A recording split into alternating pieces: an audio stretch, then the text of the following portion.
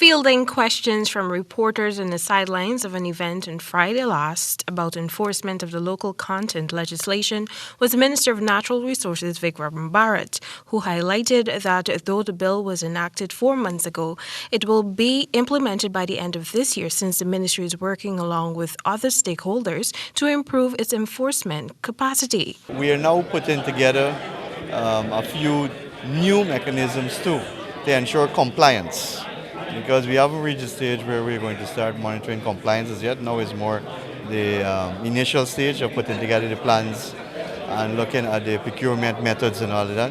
So remember the legislation said that by the ending of 2022, these targets must be met in the 40 different services. After that, we'll do an assessment of who is in compliance and who is not in compliance. Also, services that we can add. The local content bill was signed into law on December 31st, 2021. The act stipulates 40 subsectors in which oil companies are legally required to procure the goods and services from Guyanese businesses, which include accommodation, waste management, and welding. It further outlines the percentages of Guyanese required to be part of the operations. The legislation indicates that by the ending of 2022, these targets must be achieved for 40 different services.